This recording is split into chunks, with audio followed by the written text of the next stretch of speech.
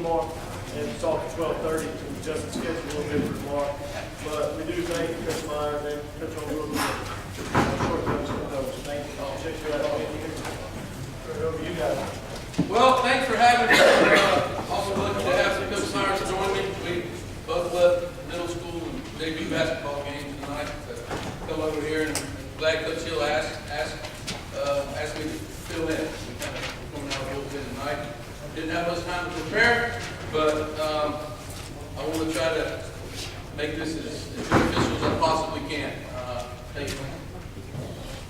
We can talk about some practice plans and some practice ideas and some things about our program. A couple of years ago, we just won the national championship, and Coach Tanner was getting ready to accept the National Coach of the Year award out in Anaheim, California. And when you accept that award out there at that ABCA Coaches Convention, you have to address 5,000 coaches and do a clinic. And then coaches all across the country.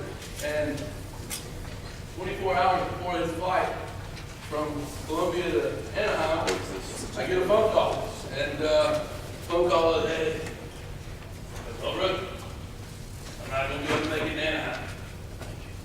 So that's the bad news. You want the good news? And I said, go ahead and give it to me. Because good news is you get to fill in for me. So I had about one plane ride out there to try to prepare what I was going to speak about. To about 5,000 different coaches, so I feel a little bit like that tonight. But we all want to try to learn each and every day, and I just kind of wanted to give you a couple of things that mean a lot to our program, kind of the identity that we kind of like our players to believe in, how we structure practice, a couple of practice drills that we think are important. Want Coach Myers to talk about some things that we do with our pitchers, and then at the end, maybe we can ask some questions and learn from each other, so to speak, and we can certainly share all the information that we have. You know, when I came to South Carolina, my first 15 years of coaching I spent at the University of North Carolina. That's where I played ball, and that's where I started my coaching career. And Coach Tanner came down here, or called me and asked me to come work for him, and right out of the get-go, I found some things that just still stick with me today. When I was in North Carolina, we'd been to the College World Series 3 years in a row. We'd played for the national championship. I felt not like I knew it all by any stretch, but I felt like I had a good idea coming from a good program. I have my own set of ideas. And at first, when he asked me to come, I thought he would want me to implement some of those ideas. And he said, no, listen, I need you to coach your butt off, coach the hitters. I need you to implement some of the offensive approach things you believe in. I need you to recruit your tail off. He goes, but the way we do our program here, I believe in. How we structure practice, I believe in. What we do in the weight room, I believe in. And while I want your new and your fresh ideas to be part of our program, the structure of our baseball program is going to stay the same. And that stuck with me from that day, because here I was as a young coach, and I thought he was going to lean on me for more ideas than just an offensive approach or how we run the bases or the short game or whatever. And he goes, no, I believe in our program, and that stuck with me. Because at that point in time, in 2008, Coach had a couple of difficult years by his standard. And he was like, no, this program in South Carolina, we're proud of it. We believe in it. And I was in North Carolina and was very successful. Obviously, Coach Tanner's a Hall of Famer. And what I got to learn is it was two totally different ways about learning about coaching baseball and teaching baseball. Very, very successful both, but both on opposite ends of the spectrum. And, you know, and I think that's one of the neat things about our sport. And what caught me about Coach Tanner was the simplicity of the way we do things. I've been, I guess now, going on 8 years here, and I've never been on the practice field more than 2 hours and 20 minutes. Now, at North Carolina, it was, if we got off in 3 hours and a half, we'd celebrate. I mean, it was long practices. Coach Tanner believed in short, crisp practices each and every day. Be consistent in all that you do. And I didn't know, like, my first few months here, how is this going to work? How are we going to get the reps that we need? How are we going to get the guys prepared? It was a question that I asked myself my first few months here. And then I got to see it evolve and see why he thought the way that he thought. And it's been really, really neat for me. And then Coach Myers came a year or so later, and Coach Myers he knew how Coach Tanner worked, and it's a program that we still install. We have our own quirks. We have some quirks that we believe in practice, in the way that we run practice. We have quirks about what we do in the weight room, and we have some things that we believe in that we do off the field. And I just wanted to share a few of those things with you, and then maybe after Coach Meyer speaks, we can answer some questions and talk baseball here, because I want to learn as much from you as you do from us. Again, in practice, I got 3 practice plans that I gave you. One of them is just a normal standard practice plan. The one that the date on 9/18, that's just a standard practice plan. And the one with October 7th practice plan, that's a little bit different. I'll get into that in just a minute. And then the fundamental drill, I'll share a few ideas with that as we go through. But each and every day that we practice, before we stretch and throw, we do a fundamental. We do an offensive fundamental. We'll either be in the cage or we're on the field with somebody before we stretch and throw as a team. Sometimes they're in small groups, sometimes they're in large groups. Sometimes I'll bring my fast guys out and say, all right, pre-practice today's going to be bumped for a hit. That might go on from, depending on class schedules, from 2:15 to 2:30, and generally speaking, 2:30 we stretch and throw. So each and every day we try to do a pre-practice fundamental. Obviously we get together as a group and stretch and throw. And then after we stretch and throw, we try to do a defensive fundamental. And that's kind of how practice is structured each and every day. Now that pre-practice fundamental varies from day to day. One day it'll be base running. One day it'll be one for a hit. One day it'll be suicide squeak. One day it'll be, might even be something simple like throwing the bases from an outfield standpoint, or leads and secondaries, whatever. But we try to take an offensive fundamental each and every day prior to stretch and throw. The defensive fundamental, obviously, you can see we do that 20 minutes a day, and it ranges from pop fly priority to bunt D, the first and third D. And again, this practice plan here, this September 18th practice plan, it doesn't deviate. The basic schedule doesn't deviate too much what we do each and every day. And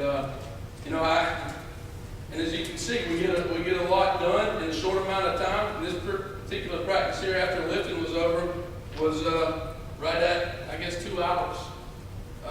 One of the things too that I think kind of separates what we've done in South Carolina versus what we did in North Carolina from a BP standpoint is our batting practice is as much about defense as it is offense. And you can kind of see our routines and our BP rounds and what we do during our 4 or 5 rounds that we do daily. But each and every ball defensively is played live. And that's just how we do it. And, I got a phone call, I guess it was about maybe 18 months ago, from the outfield coordinator from the Red Sox, and he said, tell me about this power shagging thing. I've never heard the term power shagging.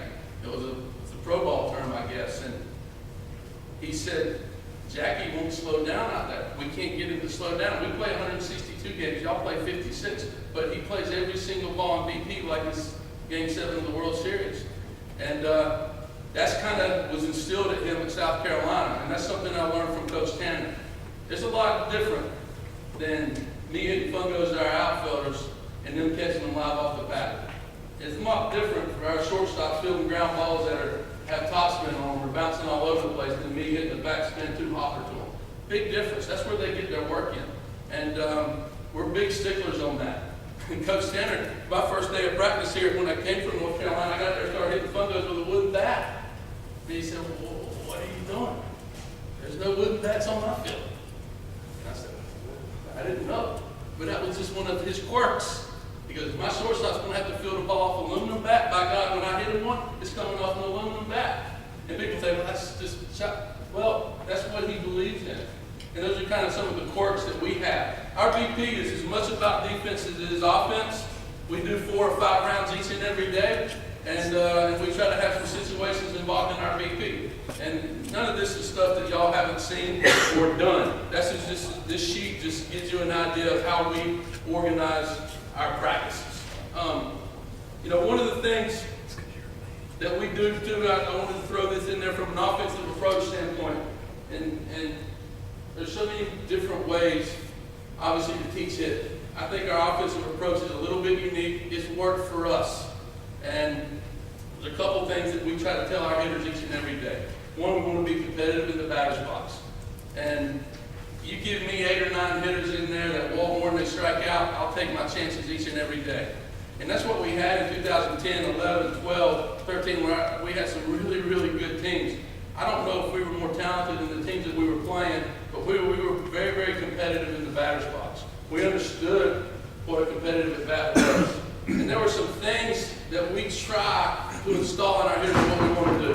One, we want them to be aggressive. And we want them to swing the bat. When they get the fastball count, the 0-0 count, 1-0 count, 2-0 count, we want them to swing the bat. I don't want them to walk. I want them to swing. And we try to, gear them up a little bit from a mindset, but when you get a good pitch, swing the bat. We try to treat it 0-0 counts as 2-0 and 3-1 counts. We want them to be aggressive the minute they step in the box. And if they can get in the box, when it's an 0-0 count, they have a 3-1, 2-0 mentality, I think they're aggressive, their motor will turn up a little bit. We do like our hitters to walk and try to walk as much as they strike out. And we talk about this all the time. And it's one thing to say that the player or as a coach to your kid, hey, you need to improve your walk to strikeout ratio. Well, that's easy to say, but it's our responsibility to teach them how that's going to happen. And one of the things that we've done that have helped our guys in the walk to strikeout ratio is we want our guys to have the courage to sit off speed. And I go and watch some high school games when, recruit some of the kids that we've been able to recruit across the state. And obviously, the thing that drives me crazy when I watch a high school game, that drives me crazy when I coach my team, is chasing balls out of the strike zone. And how do you get a kid to quit swinging at a breaking ball in the dirt or chasing pitches when they get 2 strikes? So this was just something that actually Coach Myers taught me when I was at North Carolina. We came down here for a super regional. A kid named Matt Campbell struck us out like 18 times. And it was no contest. He had one of the best breaking balls in the country. And I had prepared our hitters to be able to face a guy like that. And college baseball and high school baseball, as you well know, when you get 2 strikes, oftentimes breaking balls are coming, especially when the pitcher's ahead in the count. So I had to do a better job of teaching our hitters what are we going to do to be able to combat a guy like Matt Campbell or a guy that goes to the breaking ball when they have 2 strikes. So I taught our kids to have courage to sit breaking balls. And in BP, we do that. In BP, we'll do 2-strike hitting all the time, and I'll spin some breakers in there because I want them to get used to it. We call it all-speed balance. I want them to have all-speed balance and fastball back speed. I think you can have both.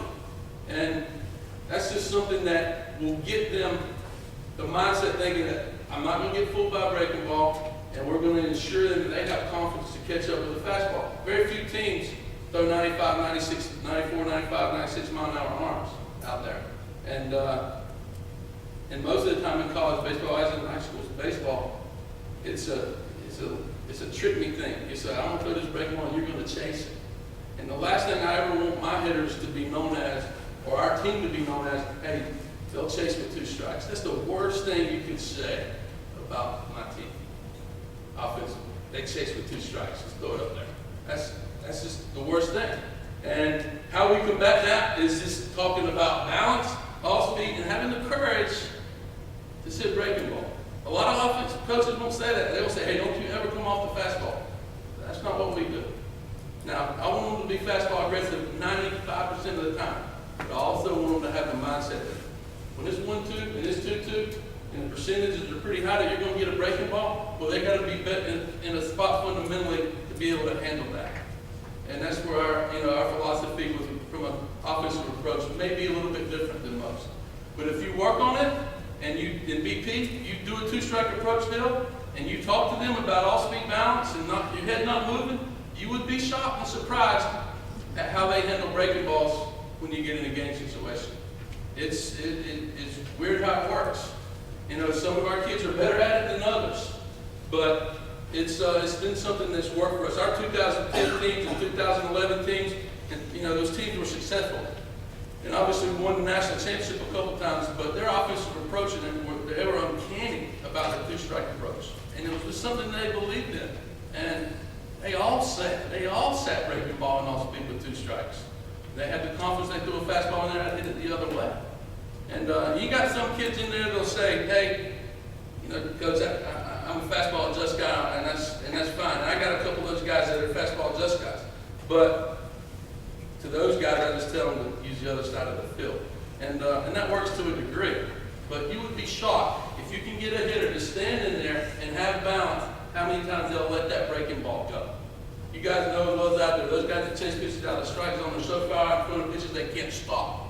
Well, you get them in a place where they have balance, and they think that breaking ball may be coming, they're more apt to swing than strikes. And that's just, again, that's just something that we believe in. And we also try to develop the mentality that we're going to win a 3-2 count. 3-2 count is big for us offensively. It's just a mindset type thing. Let's win a 3-2 count. And, you know, if you stall that in on each and every day, you know, they know when the 3-2 count comes upon them, maybe their competitive desire will create an uptick. Maybe they'll get a little bit more competitive. Maybe they'll take a little bit more pride in the program because this is what we do. We win 3-2 counts. We win 3-2 counts. And over time, you instill in that daily, and you practice it, and you have BP, and one of the rounds is a 3-2 round, take ball 4, even if it's BP. Coach might throw a ball in there, take it. Then, again, it's just something that you can be practiced, kids can start believing in, taking pride in, and it also might make them a better player. Those are things that a couple years ago I spoke here at this convention. I had these clips, I had all these fancy clips of 2-strike approach and 2-strike hitting, and I think a couple of Citadel's coaches were out there listening to me. And I swear the next year we played, we didn't get 1-2 strike off-speed pitch, you know. But that's okay. It's just something that we believe in. One of the other things here is this fundamental drill that you got a copy of. I think that this is a great way to start a practice. This is how we start practices each and every day with our defensive fundamental. And you can see you're working on the whole gamut here. And this is how this is kind of set up. Our pitchers are off to the side of the dugout. We got our team on the field. Our position players defensively are on the field.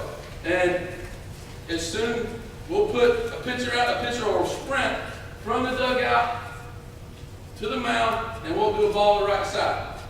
Ball to the right side. And as soon as that catch is made at first base, the next pitcher is sprinting in there, and we're going to do 6-4-3 double play.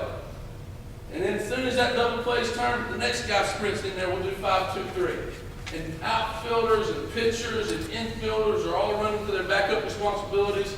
People are moving all over the place, and you're doing play after play after play, rep after rep after rep, and getting things done before you go into the focus of the team fundamentals, so to speak. So you're getting a lot of fundamentals done, short period of time, a lot of energy is being created, and you hadn't really got into the teeth of practice yet. So that's kind of, in that number 3, when you look at the practice plan and defensive fundamental, we'll do this about 3 or 4 days out of the 6 days we practice just to get practice off to a great start. Practice with energy, enthusiasm, and those sort of things. And you can insert any play. This is fundamental drill number 1. We got fundamental drill number 2, number 3, number 4. You can instill any play in here that you want. You can see, like drill number 1 up here, we'll probably go through that 5 times, 4 or 5 times. We'll get 5 reps of it, then go to drill number 2. And then we'll get 5 reps of drill number 2, and then go to drill number 3. And we just keep, it's just a lot of, it's a great way to get a lot of reps in a short period of time.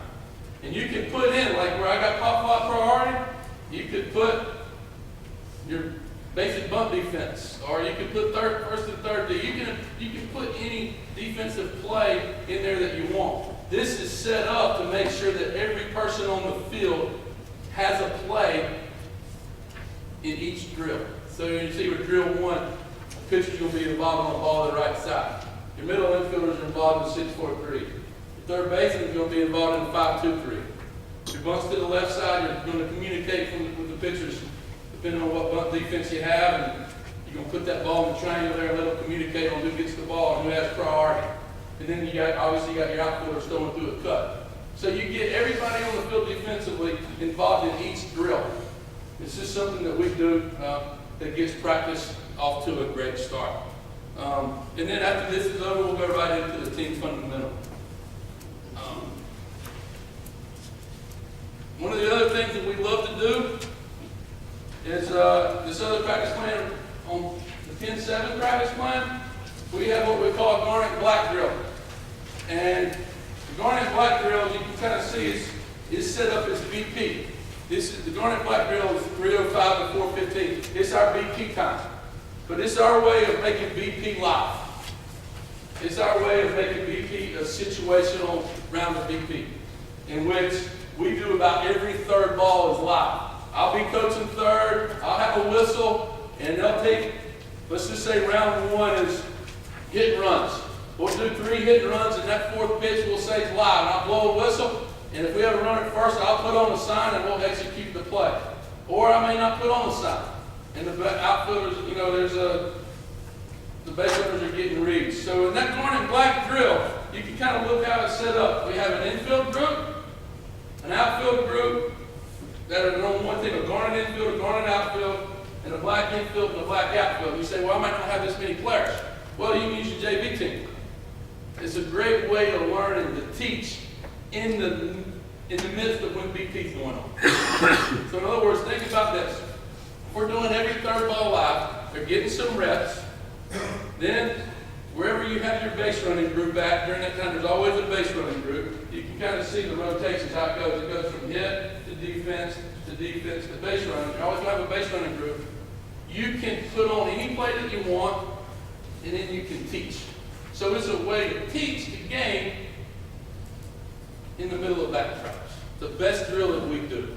And, you know, each rotation is about 20 minutes, and you have 4 rotations, and you get a walk done. Your outfielders have to throw the ball to the correct base. Your base runners have to get the signs. They're getting all kinds of reads. Your hitters have to execute situational baseball, whatever sign you put on. And, you know, you can do any situation on the mankind. You can something that's really, really neat. The best drill that we do, you have to say, what's your best thing that you do? In your practice plan from a preparation standpoint is the garnet and black drill. And we absolutely love it. But if you do it right, you can only do it about twice a week, because it takes it out of you if you do it right. And I talked to Eddie, hopefully in the future here, next year or two, we can do this clinic on a weekend practice day, and we can maybe have you all over to the stadium where you can kind of observe maybe some of the practice things that we do. And if you're in the area and want to come over at any time, practice is always open. And you know, you don't have to worry about that.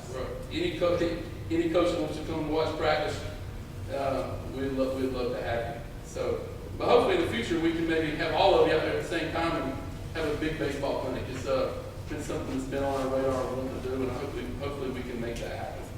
But those are just a few things that we like to do. We like our practices to be short and quick. We like to have energy and enthusiasm. We like to cover fundamental each and every day. We like to have small groups out before practice starts and get something down specific that we might need to work on. If you can do all those things that I just said and do them in 2 hours and 15 minutes and stay consistent, I think one of the things that players dislike the most is driving down to our stadium, and I promise them every time when we recruit them, that every day that you come down to our stadium, I never want you to regret being there. I never want you to dread practice. And that was one of Coach Tanner's biggest things he got through to me. I don't want those kids coming into my parking lot, dressed in my locker room, dreading to be here, not wanting to be here. And typically, I think the way that we structure practice and what Coach Tanner taught me is that made a big impact in making sure those kids wanted to be at the field. Knowing that they weren't going to be there 4 hours every day, and they weren't have to worry about running until they threw up. That they were going to get coached, they were going to get taught, they were going to get better, they were going to go through some fundamentals, they were going to move around, and then they were going to get out of there. And that's typically how our baseball program is set up, and that's how we run our practice on a daily basis. And I know that's fast. My email, if you guys got pens, is chadh@mailbox.sc.edu. I will be glad back to all these copies here on my computer. I can send you practice plan after practice plan. And you may have questions about how this stuff is actually set up. Pretty self-explanatory, you know, I think, but to you it might be a little bit confusing. Chad H. at mailbox.sc.edu. Now, a couple other things that kind of Coach taught me about the identity of our program, and you know, went over just a few of our things that we like our team to be known as. We want to be known as tough kids. We want to be known as hard workers. We want to be known as winners, as we all do. How do you develop that identity? You know, one of the things Coach Tanner taught me when I got here, he said when he came to South Carolina in 1996, University of South Carolina sold about 200 season tickets a year. And so what he did was he got his players and he got himself and his coaches out in the community. And sometimes that gets lost amongst a lot of baseball programs. And not that this was a bad thing, because in North Carolina we were pretty good, but I was never out in the community much in North Carolina. But here, Coach Tanner said the first thing he did was you can never say no to a speaking engagement in the city of Columbia, in the city of South Carolina, in the state of South Carolina. If somebody asks you to come speak, you go. And that was what he believed in. And he went from selling 200 season tickets a year to 6,000. And it wasn't all because he had great teams and won. It happened because he got out in the community, he got his players out in the community, and he did things for others. And you guys would be shocked. I know you guys coach high school at a different level in college, but you'd be shocked at how kids in your communities look up to your kids. There's no, that 4, 5, 6-year-old kid, they look up to your players in a way that's not any different than the way the youth looks up to our players. And don't lose sight of that. And when you get a community behind it, because you're out in the community, that's something neat to be a part of. And so I encourage you to get your players out there. It's not about baseball all the time. And if you get a community behind you, it's kind of neat to be a part of. And I think, you know, I got to see some of those things. I live in Lexington, and I got to see my kids going to elementary schools and Lexington High School football players open. That stuff means a lot. It meant a lot to my kids. And I know that I got to see it from my own 2 youngest, but getting out in the community, that's something that's pretty neat for our players, and I hope it'll be neat for yours. I encourage you to try to make a difference in the community. We also try to, you see that thought for the day, we try to have a thought for the day each and every day, and I make our players accountable into knowing what that thought for the day is. I learned that from Coach Smith when I was in North Carolina. My dad was a college basketball coach, and North Carolina often put up a thought for the day, and I took that from him. But our players start believing it. When you do it each and every day, players start believing it. When you talk about winning 3-2 counts each and every day, your players start believing it. When you talk about 2-strike approach that you want to instill, your players start believing it. You can't just do it on a week that you had a bad experience or you struck out 13 times. You have to do it each and every day. And you know, some of these thoughts for the days are pretty cool. And I do like to say this one. The one on October 7th is my favorite. I'd rather see a sermon than hear one any day. I'd rather one walk with me than merely tell the way. The eyes of better people are more willing than the ear. Find counsel is confusing, but the example's always clear. And I don't have a bunch of Rhodes Scholars on my team, but when they read stuff like that, I think it makes a difference. And I hold them accountable and make them read it back to me. And if they don't, they might run a few polls or something after practice. So the first thing that they do when they come and read the practice plan is they know they better know the thought for the day, or practice will be a little bit longer than they want it to be. And those are just a couple little things that we do with our program. And I know that was quick and short, and I know it's late. I want Coach Myers to talk to you a little bit about his bullpen plan, his bullpen routine, and then at the end, we'll open it up for some questions. And if any questions that you have in regards to the practice plan or anything from a baseball standpoint in general, from a philosophy standpoint, we'll be glad to sit here and talk baseball with you until you guys get,